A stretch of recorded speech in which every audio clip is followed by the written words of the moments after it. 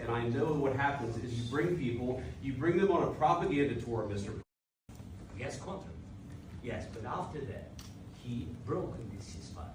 He killed our people, and he didn't exchange prisoners. We signed the exchange of prisoners, but he didn't do it. What kind of diplomacy, JD, you are speaking about? What do you mean?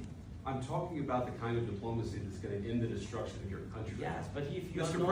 President, with respect, I think it's disrespectful for you to come into the Oval Office and try to litigate this in front of the American media. Right now, you guys are going around and forcing conscripts to the front lines because you have manpower problems. You should be thanking the President for trying to bring it into this conflict. Have you ever been to Ukraine? Did you say what problems we have? I have been to.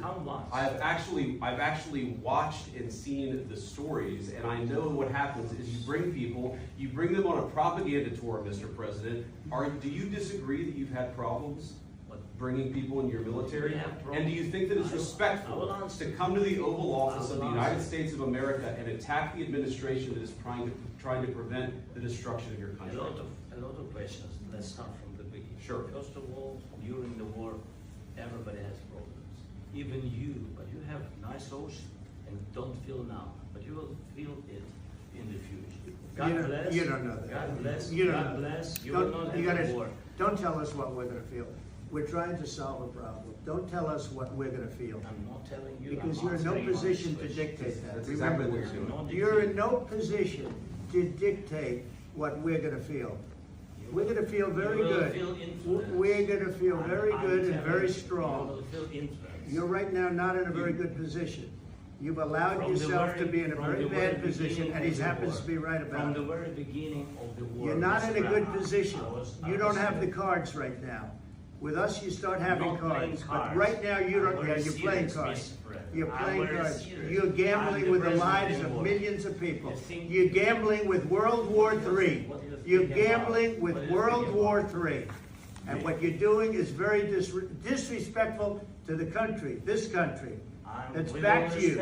Far more than a lot of people said they should have. Have you said thank you once? This entire meeting? No, in this entire meeting, have you said thank you? You went to Pennsylvania and campaigned for the opposition in October. Offer some words of appreciation for the United States of America and the president who's trying to save your country.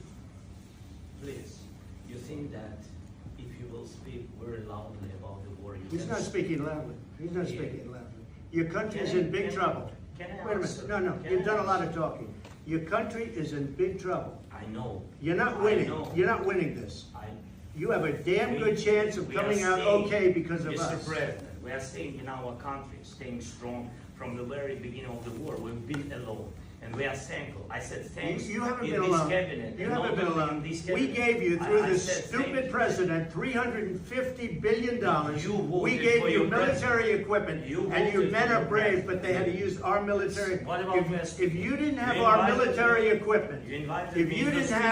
military equipment, this war would have been over in 2 weeks. In 3 days, I heard it from Putin. In 3 days. This is something maybe less. In 2 weeks, of course, yes. It's going to be a very hard thing to do business like this. Again, just say thank you. I said a lot of times to American people. Accept that there are disagreements, and let's go litigate those disagreements rather than trying to fight it out in the American media when you're wrong.